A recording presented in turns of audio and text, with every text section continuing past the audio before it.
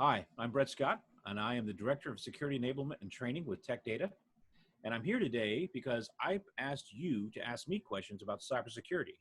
And this is the opportunity to get the Brett Scott on cybersecurity, or the BS on CS.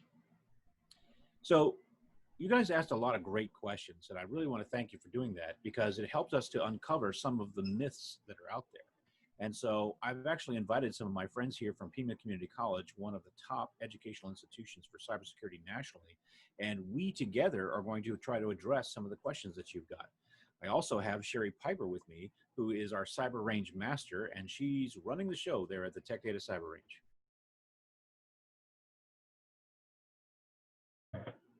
Hi, Brett, and thank you. I'm Jim Craig. I'm the Dean of Business and Information Technology at Pima Community College, and I'm very excited to be here with this great conversation on cybersecurity and the partnership that we enjoy with Brett and Tech Data. Thank you for having us.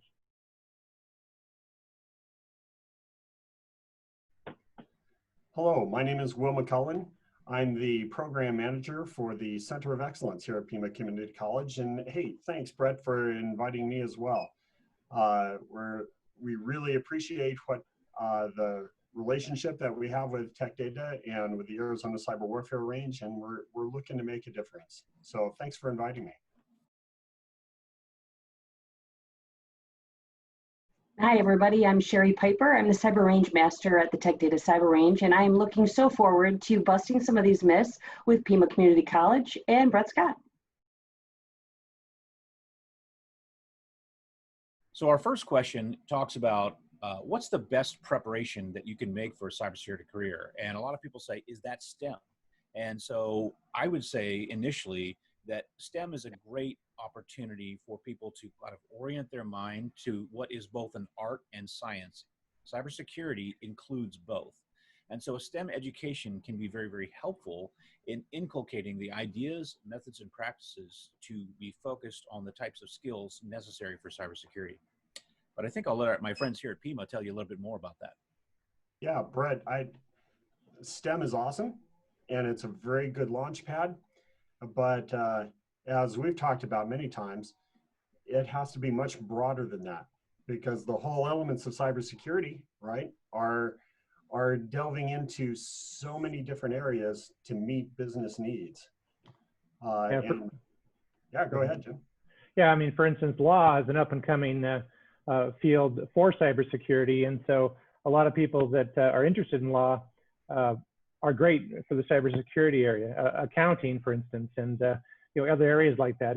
As the Dean of Business and Information Technology, I see this all the time, and the opportunity is there for a variety of interests in different industry fields to still study cybersecurity. So they're all needed, and we're missing talent in each of those areas. So that's why we are developing that concept of a fusion center at the Center of Excellence, where we can bring in accountants and we can bring in welders and other students and have them work together.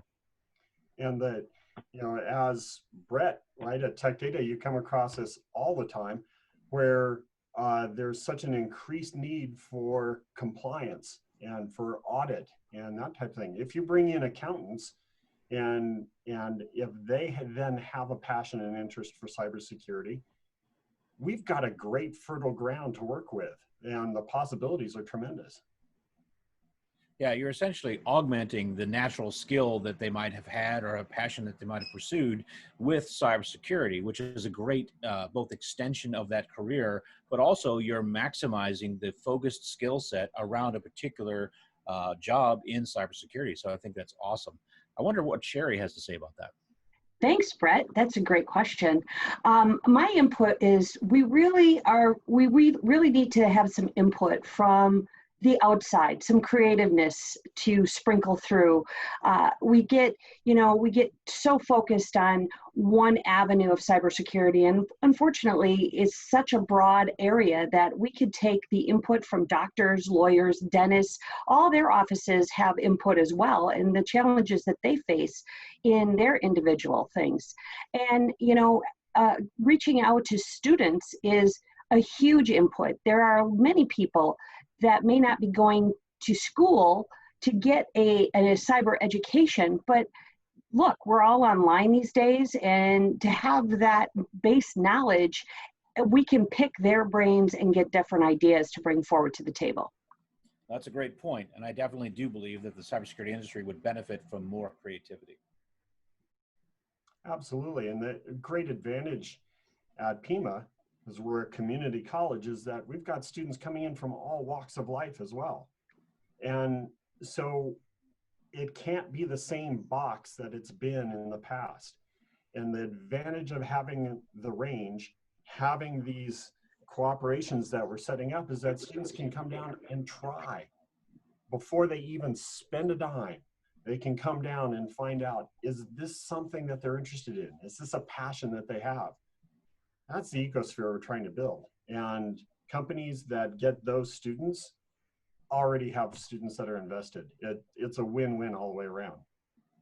There's a lot of talk at the university level about, teaching critical thinking and systems level thinking. And a lot of the time that happens in the theory class, right? Here's what the definition is and that kind of thing. But the beautiful thing about having a center of excellence and having a relationship with the cyber warfare range is that students organically learn critical thinking. They learn it by trying and failing over and over again. They learn it by collaborating with, different age groups and different diverse groups that are in the same room at the same time or virtually. And it happens really just through their participation. And as we've seen, that makes all the difference in the world.